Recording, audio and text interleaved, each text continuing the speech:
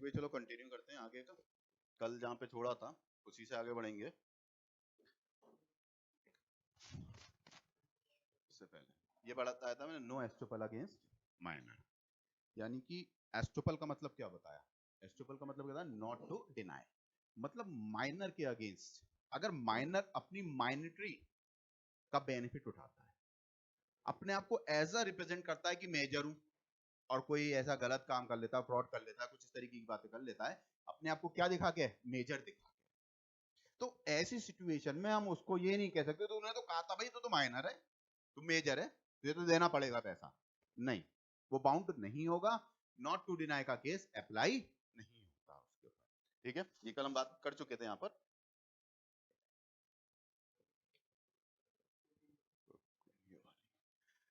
कह रहे no liability for damages for टॉट ऑफ डिसीट। टॉट मतलब सिविल रॉन्ग, टॉट मतलब सिविल रॉन्ग। टॉट का मतलब क्या होता है? वर्डिंग मीनिंग क्या है टॉट का? सिविल रॉन्ग होना। मतलब माइनर अगर कोई गलत काम करता है, माइनर कोई गलत काम करता है तो वो उसके लिए लायबल नहीं माना जाता। अब बात आती है गलत काम कैसे कैसे होता है, अलग अलग कैटेगरी होती है, किसी का के लिए लायबल होगा और किसी उसके लिए वो लायबल नहीं होगा। तो देखो यहाँ पे बोल रहा है कि if a minor enters into agreement by misspelling, it cannot be sued either in contract or in tort for deceit for fraud, कि उसके ऊपर केस फाइल नहीं कर सकते। If it is injured party is allowed to sue, injured party क्या हो गई? Allowed कर दिए। It would be indirect way में इन्फोर्सिंग द वॉइड एग्रीमेंट, क्योंकि माइनर से एग्रीमेंट क्या हुआ? वॉइड। माइनर से एग्रीमेंट वॉइड है। अब माइनर ने कोई एग्रीमेंट किया, टॉट किया, डिसीट किया, फ्रॉड किया, हम उसको एनफोर्सेबल कर रहे हैं अगर एग्रीमेंट को, तो ये तो लॉ के अगेंस्ट हो गया ना, कि माइनर से एग्रीमेंट क्या होता है? वॉइड। अब वो एग्रीमेंट अगर वॉइड है और उसको एनफोर्सेबल कर दिया, वो एनफोर्सेबल हो गया, तो इसका मतलब लॉ के अगेंस्ट चला गया। तो इसीलिए बोला गया यहां पर कि no liability for damages for टॉट ऑफ डिसीट। ठीक है, यहां पर जो बात हो रही है टॉट की, सिविल रॉन्ग की, वो केवल और केवल एक लिमिटेशन में होती है। ऐसा नहीं है कि तुमने सोचा तुम माइनर हो, कुछ भी करते फिरो, अब तुम खुले सांड की तरह घूम रहे हो, कुछ भी कर लेंगे, नहीं। इन द बिजनेस, क्या पढ़ रहे हैं? Business law. बिजनेस के अंदर कोई ऐसी काम करता है, वो कौन? माइनर, तो उसके लिए कोई धोखा देता है या कुछ तरीके का काम होता है, तो उसके लिए उसको जिम्मेदार नहीं ठहराते, उसके लिए उसके ऊपर डैमेजेस क्लेम नहीं करते। उसके लिए समझे नहीं समझे बात को? जैसे ए माइनर ऑब्टेनर लो, लोन लिया है उसने from B, falsely representing his age on due date, he refused to pay the loan on his ground he was not liable to repay it. We bought an action of breach of, but his action failed. Then we bought an action for damages on account of total thief, but we could not recover the damages. ये recover नहीं कर पाएगा यहाँ पे damages. क्यों नहीं कर पाएगा? क्योंकि माइनर के अगेंस्ट कॉन्ट्रैक्ट ही, एग्रीमेंट ही वॉइड है। कौन वॉइड है? एग्रीमेंट ही वॉइड है। जब एग्रीमेंट ही वॉइड है, देन व्हाट्स, क्या कर कुछ नहीं। तो minor can not be made liable for breach of contract changing the form of action. तुमने क्या किया इसका? अब इसमें क्या हुआ? पहले तो उसने पैसे के लिए क्लेम किया कि भाई मेरा पैसा लौटाओ, वहां पे वो सक्सेसफुल नहीं हुआ। फिर क्या हुआ? वो कहता भाई डैमेज क्लेम कर दूं मैं, इसने फ्रॉड किया है मेरे अगेंस्ट मुझसे। तुमने एक्शन चेंज कर दिया, पर्पस तो तुम्हारा वही है, एनफोर्सेबल कराना कॉन्ट्रैक्ट को। पर्पस तो तुम्हारा सेम है ना, क्या करना? कॉन्ट्रैक्ट को एनफोर्सेबल कराना। इसलिए यहां पर माइनर से लायबल नहीं होगा। कब लायबल? कैसे भी केस में लायबल नहीं होगा, तो तुम एक्शन भी चेंज करते हो, changing the form of action, तो अभी माइनर लायबल। ठीक है, एक बार पढ़ के देख लो इसको जल्दी से।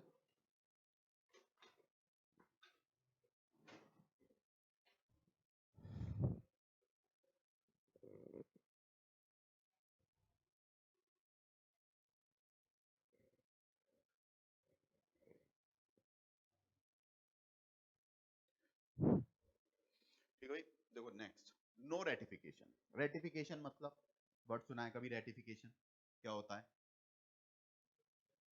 नहीं, वो रेक्टिफिकेशन होता है। ये क्या है? रेटिफिकेशन। रेटिफिकेशन मतलब कंफर्मेशन। अफर्मेशन, क्या बोला, कंफर्मेशन, कंफर्म्ड कर देना।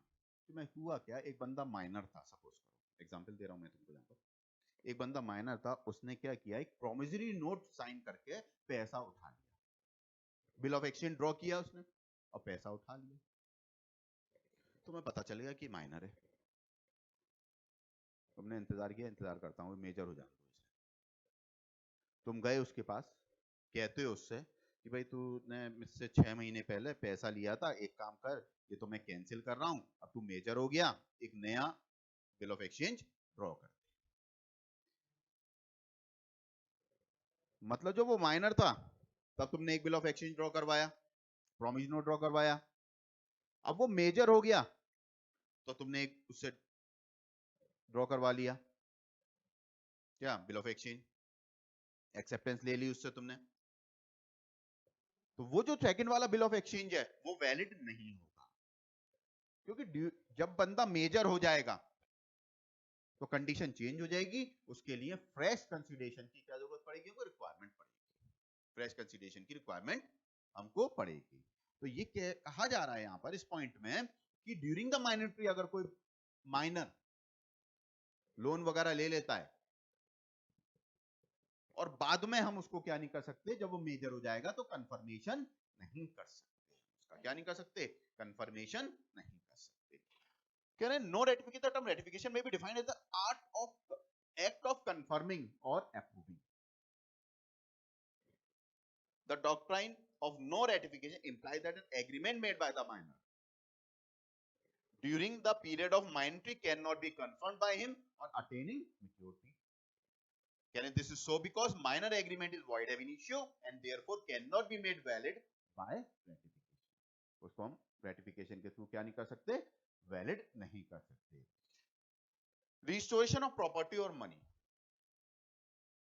कभी कभी क्या होता है, डॉक्ट्राइन ऑफ रीइंस्टीट्यूशन यहाँ पे अप्लाई होता है कि माइनर ने फ्रॉड करके कोई प्रॉपर्टी या मनी एक्वायर कर, अपने आप को मेजर दिखाया, अब क्या किया उसने, पैसा ले लिया। अब ऐसी सिचुएशन में तुम्हारा पैसा तो मारा गया, तो लॉ तो तुम्हारा नुकसान कर रहा है, नहीं, लॉ तुम्हारा नुकसान नहीं चाहता। लॉ ने एक प्रोविजन डाल दिया, क्या, कि जो माइनर के पास पैसा पाया जाएगा, माइनर उसको पे करने के लिए बाउंड होगा, या जो प्रॉपर्टी पाई जाएगी उससे पे करने के लिए, उस पैसे से खरीद ली होगी उसने। माइनर, सपोज करो मैं माइनर हूं, मैंने तुमसे पैसा लिया और बाइक खरीद लाया, तुम्हें पता नहीं था मैं माइनर हूं, तो मैंने लगा दाढ़ी वाड़ी सफेद है तो मेजर ही होंगे, लेकिन ऐसा था नहीं, मैं माइनर था, मैंने तुमसे पैसा लेके बाइक खरीद लाया, लोन लेके मैंने तुमसे पैसा लेके और बाइक खरीद ली। अब तुम्हें पता चल गया, यार धोखा हो गया, ये तो यार बंदा माइनर है, अब क्या होगा, हमारा पैसा तो मारा गया, तुमने अभी अभी लॉ पढ़ा है,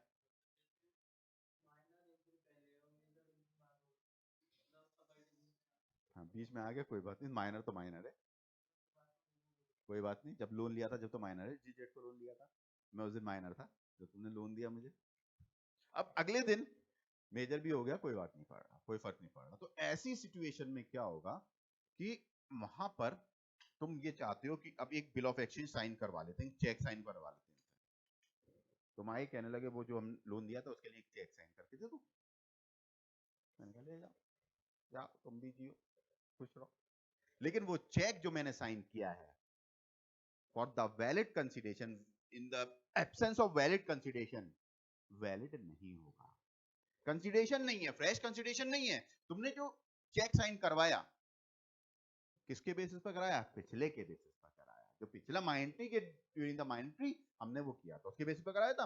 अब जो मैंने उससे बाइक खरीदी थी, अब क्या होगा, तुम उस बाइक से पैसा क्या कर सकते हो, वसूल कर सकते हो, या मैंने वो पैसा रख लिया तुमसे लेके, कहा भाई मैं खर्च ही नहीं करना चाहता, या थोड़े बहुत खर्च कर दिए मैंने उसमें से, बाकी पैसा तुमको मैं बाउंड होऊंगा क्या करने के लिए, रिटर्न करने के लिए। इसको बोला जाता है क्या, रिस्टोरेशन ऑफ प्रॉपर्टी और मनी।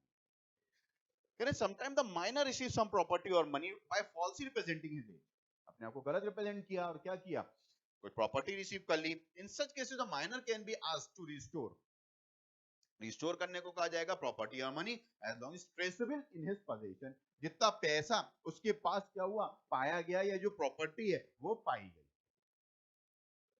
जो पैसा या प्रॉपर्टी पाई गई उसके लिए वो क्या हो गया, यहाँ पर बाउंड है, क्या करने के लिए, वापस करने के लिए। ठीक है, क्लियर है बात।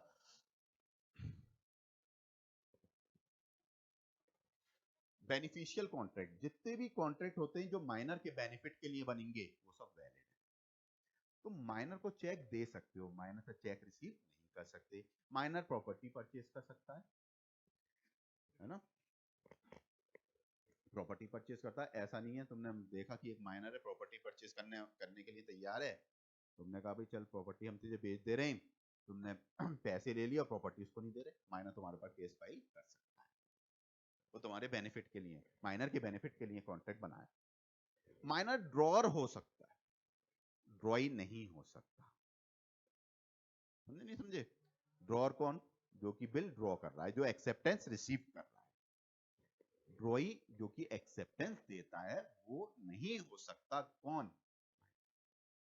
ठीक है, वही बोल रहे हैं यहां पर कि minor can be the beneficiary और promisee if a contract of beneficial to a minor.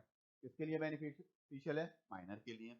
कह रहे it can be enforced by him though is no provision in the contract according to the way the contract minor benefit is enforceable yet on the basis of judicial decisions के basis पर ये लिया गया है कि जो contract होगा minor के बेनिफिट के लिए वो कैसा होगा, हमारा वैलिड होगा।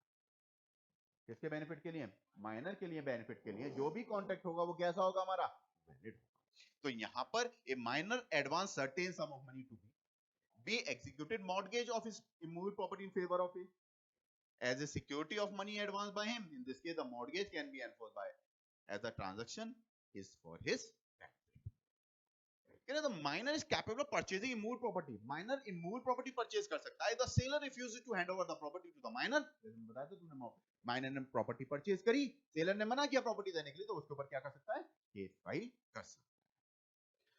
Then they may say or recover the possession of the property after making the payment. Similarly, a minor may also enforce a promissory note executed in his minus property liable for necessaries. Minor को कोई necessaries supply करेगी। अब necessaries की definition क्या होती है? रोटी, कपड़ा, मकान ये और प्रॉपर एजुकेशन, जो उसकी मेडिकल एक्सपेंसेस वगैरह, ये सारे उस केस में आ जाते हैं, नेसेसरीज में आ जाते हैं। एक माइनर जिसके पास 15 जैकेटें ऑलरेडी हैं, तुमने 5 जैकेटें और दिलवा दी उसको, तो बड़ा गरीब सा लग रहा है, 5 जैकेटें और दिलवा दो। तुम उस 5 जैकेटों का पैसा वसूल नहीं कर सकते क्योंकि वो उसकी नेसेसरी नहीं है। एक माइनर सुट्टा लगाता है, तुम उसे सिगरेट का पैकेट खरीद खरीद के देते हो, तुम चाहते हो फिर कि उसकी प्रॉपर्टी से वसूल लें? नहीं, वो उसकी नेसेसरी नहीं है। तो sometime a person supply necessary to minor, minor की प्रॉपर्टी लायबल होती है। अगर तुमने नेसेसरी सप्लाई करी है, उसको खाने के लिए प्रोवाइड किया, तो उसकी प्रॉपर्टी लायबल होती है। माइनर के ना तो पेरेंट्स और ना ही माइनर खुद पर्सनली लायबल माना जाएगा। ना ही पेरेंट्स ना ही माइनर खुद पर्सनली लायबल होता। ये बात अलग है कि माइनर जो है दे देता है, चलो माइनर के पेरेंट्स दे देते हैं पैसा, वो चीज अलग है, अपनी मर्जी से दे दें, लेकिन वो लायबल होंगे नहीं, तुम उनके ऊपर केस फाइल नहीं कर सकते। कहते हैं A supplied B a minor with necessary suitable to his condition in his life, in this case entitled to reimburse from B's property. In the liability of minor property for necessary supply to him as provided section 68 में define किया गया। liability of minor for necessary is not personal, is not personally liable। क्या नहीं होगा वो? personally liable नहीं होगा, personally liable नहीं होता minor. it is only the property of the minor, केवल प्रॉपर्टी ही क्या होगी? माइनर की प्रॉपर्टी लायबल होती है फॉर द नेसेसरी, जो तुमने उसे नेसेसरी क्या करी है, सप्लाई करी। ठीक है, the further the minor's property is liable if the following two conditions satisfied. The contract must be good, reasonable, necessary. Minor support in his life, the minor already has sufficient, उसके पास already sufficient supply नहीं होनी चाहिए, मैंने बताया अभी already sufficient supply है, तो minor की प्रॉपर्टी लायबल नहीं होगी। और माइनर को रीजनेबल नेसेसरी सप्लाई, जो कि सपोर्ट ऑफ द लाइफ के लिए जरूरी होती है, वो प्रोवाइड करेंगे। Minor was implied supplied a proper clothes. उसके पास पहले से है in to his position. He bought number of new dresses, even fancy waistcoat from B. यानी B could not recover the price and it is what was not necessary. necessary नहीं है क्योंकि पहले से उसके पास चीजें हैं, ऑलरेडी उसके पास चीजें हैं.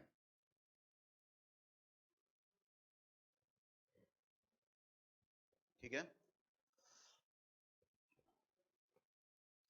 माइनर एज अ पार्टनर, तो जो पार्टनरशिप रिजल्ट है from agreement, minor being incompetent, partner नहीं बन सकता. माइनर एग्जिस्टिंग फर्म में पार्टनर बन सकता है केवल प्रॉफिट के लिए, केवल बेनिफिट के लिए. किसमें बन सकता है? एग्जिस्टिंग फर्म में. पार्टनरशिप स्टार्ट हो रही है तो हम माइनर को क्या नहीं कर सकते? पार्टनर नहीं बना सकते. जब स्टार्टिंग हो रही होगी तो क्या नहीं कर सकते हम? माइनर को पार्टनर नहीं बना सकते. एग्जिस्टिंग फर्म है, पहले से चली आ रही है, सारे पार्टनर एग्री हो गए, तो माइनर को हम इसमें रख सकते हैं, पार्टनर बना सकते हैं. उससे लॉस, उसका वो लॉस कितना रिकवर कर सकते हैं? उसे कैपिटल के बराबर, बस. वो पर्सनली लायबल नहीं होगा. माइनर एजेंट बन सकता है और उसकी जो है कौन लायबल होगा एजेंट के एक्ट के लिए? वो खुद लायबल नहीं होता, उसका प्रिंसिपल क्या होगा यहाँ पर? लायबल माना जाएगा. कह रहे minor is an insolvent. Minor insolvent नहीं हो सकता. माइनर इंसॉल्वेंट क्यों नहीं हो सकता?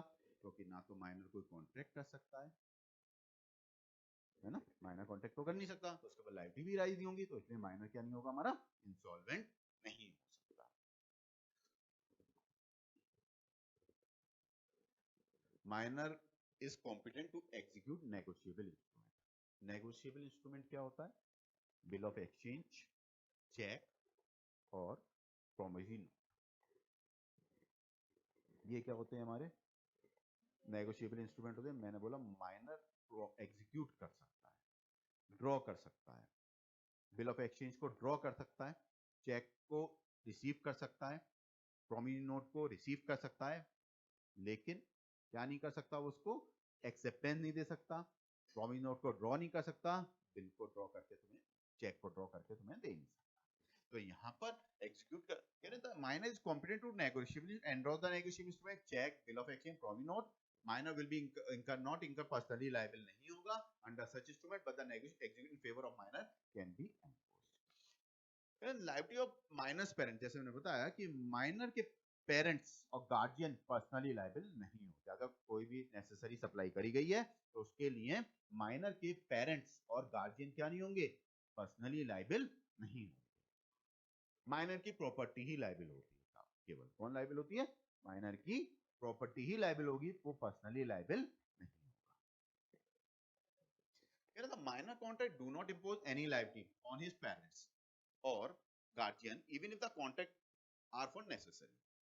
The parents of the minor may pay money bought by him just out of moral obligation. पे करना चाहते हैं कि हमारे बच्चे ने जो है क्या किया, दूसरे से पैसा उधार लेके खा गया, तो क्या कर सकते हैं? पे कर सकते हैं, वरना वो बाउंड नहीं है क्या करने के लिए? पे करने के लिए. ठीक है.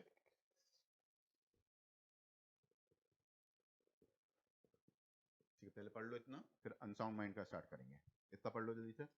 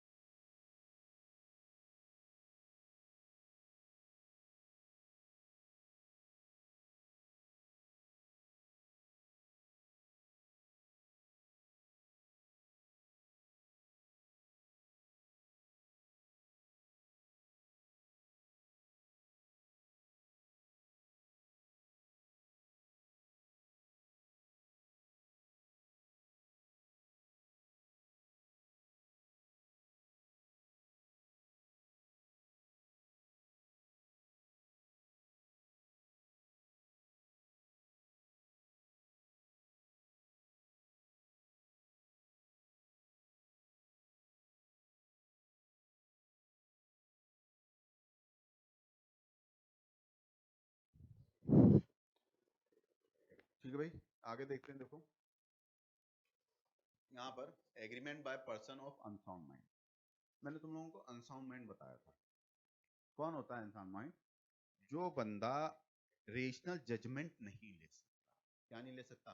रेशनल जजमेंट नहीं ले पाता, उसको क्या बोलते हैं हम? अनसाउंड माइंड बोलते हैं। ठीक है, वो अपना बेनिफिट नहीं सोच पाता। एक दूसरे की तरफ मत देखो। अपना क्या नहीं कर पाता? अपना बेनिफिट नहीं देख पाता। ठीक है, जिसमें कुछ एग्जाम्पल दिए थे मैंने, कौन कौन? इडियट, दूसरा कौन? ल्यूनेटिक, तीसरा कौन? ड्रंकन हो गया, और एडिक्ट, है ना, टॉक्सिकेटेड पर्सन। ऐसा पर्सन जो होता है, तो जो अनसाउंड माइंड से एग्रीमेंट हो रहा है। अब जो लोग होते हैं, जैसे इडियट है, इडियट तो पैदाइशी ऐसा ही है, वो तो उसका तो कभी वो सही होता नहीं है। लेकिन जो ल्यूनेटिक होता है, ल्यूनेटिक में वो कभी सही हालत में होता है, कभी पागलपन के उसमें आ जाता है, एजेंसी पीरियड में आ जाता है। तो जब वो सही हालत में और कॉन्ट्रैक्ट करता है तो वो वैलिड है कॉन्ट्रैक्ट। एक ड्रंकन पर्सन है, पिया हुआ नहीं है, वो रात को पीता है, सुबह उठ के सही हो जाता है नॉर्मल, तो वो दिन में कॉन्ट्रैक्ट कर सकता है। एक एडिक्ट है, उसको टाइम फिक्स है कि मुझे 8 बजे एडिक्शन चाहिए, तो वो बंदा दिन में तो सही है जब वो कॉन्ट्रैक्ट कर सकता है। इसका पर्पस क्या है? ऐसे, क्योंकि बंदा जब जो है अपने होशो हवास में नहीं होता, मतलब वो अब जंगली बना गया, कोई भी उसने नशा कर लिया या कुछ भी ऐसी बातें हो गई, ऐसी सिचुएशन में वो क्या नहीं कर पाएगा? अपनी कॉन्ट्रैक्ट की टर्म्स एंड कंडीशंस को नहीं समझ पाएगा। जब वो नहीं समझ पाएगा तो इसका मतलब क्या हुआ? कॉन्ट्रैक्ट वो बना ही नहीं पाएगा, जाहिर सी बात है। हाँ, नहीं तो बर्डन ऑफ प्रूफ करेगा ना, कम नशे में कैसे नशे में प्रूफ करेगा? झूम के दिखाएगा फिर पास में जाके। बर्डन ऑफ प्रूफ उसी पर है, बर्डन ऑफ प्रूफ उसी पर है, प्रूफ करो कि तुम नशे में। सर बिल्कुल प्रूफ हो जाएगा, उसका है। अब बंदा जो एग्रीमेंट बनाता है उसकी रजिस्ट्री करानी पड़ती है। वह पी के चला गया तो नशे में हुआ, है ना। और आजकल जो है जितनी भी रजिस्ट्री होती है सबकी वीडियो रिकॉर्डिंग होती है ना, तो वो सब टेस्ट हो जाता है, खून टेस्ट करा दिया, सब कुछ टेस्ट करा दिया कि नशे में था, पता चल जाता है सब। तो यहाँ पे agreement by the person of unsound mind are absolutely void, and idiot is permanent of unsound mind. Permanently unsound mind होता है ईडीएट। कह रहे A entered an agreement to sell his property worth about ₹25,000 to B for ₹7,000. कह रहे B bought an action for recovery of the property. कह रहे it is proved by A's mother that is a conjugal idiot है। कह रहे it's a sale has to be void in case of temporary unsound में, जैसे मैंने बताया temporary unsoundness है, तो वो साउंड माइंड होगा तो कॉन्ट्रैक्ट कर सकता है, जब वो अनसाउंड है तो कॉन्ट्रैक्ट नहीं कर सकता।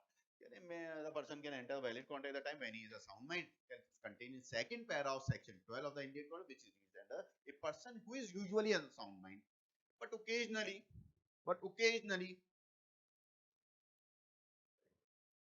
sound mind. Can I make a contract when he is a sound mind? A person is usually a sound mind but occasionally unsound mind, but he may not make a contract when he is unsound mind. जाहिर सी बात है, सीधी सी simple सी बात ये आ गई कि जब वो unsound mind है, कौन है? अनसाउंड माइंड, तो वो क्या नहीं कर पाएगा? कॉन्ट्रैक्ट नहीं कर पाएगा। रीजन क्या हुआ इस बात का? कि रीजन यही है कि वो at that time terms and condition नहीं समझ सकता, टर्म्स एंड कंडीशन ही समझ में नहीं आ रही।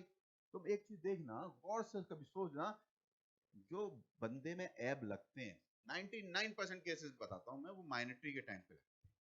सिगरेट पीना कब सीखता है? मेरी उम्र में तो सीखेगा नहीं। कब सीखता है? जब वो माइनर होता है, यारी दोस्ती में कैम मार, हुक्का वार, इसी उम्र में वो लग जाता है अपने कामों पे। कि ना समझ होता है, बोलते ना समझ है, अभी समझदारी नहीं आई। तो ना समझ बंदा वही क्या है? हमारा अनसाउंड माइंड है। जिसको समझदारी नहीं है, वो समझ नहीं पा रहा चीजों को, वो चीजों की क्लैरिटी नहीं कर पा रहा, वो सही गलत का डिसीजन नहीं ले सकता। वो बंदा कौन होता है? माइनर। अब देखो लोग सिगरेट पीते हैं, रिकॉर्ड बनाते हैं लड़के, कहते हैं मैंने 40 पी आज, दूसरा कहता है मैंने 60 पी, तीसरा कहता है मैंने 80 पी, अब उसे नहीं पता कि अपने फेफड़े फूक रहा हूं। जब उसके फेफड़े निकाल कर उसको दिखाए जाएंगे तो उसमें क्या नजर आएगा? काला काला मैल नजर आता है। कभी फेफड़े देखना किसी सिगरेट वाले के निकाल के। तो क्या हुआ? ये अनसाउंड माइंड की ही अलामत है। कोई बंदा अपना भला भला नहीं सोच पा रहा। ठीक है, इतना ही छोड़ते हैं, बाकी बात कल करेंगे इस पर।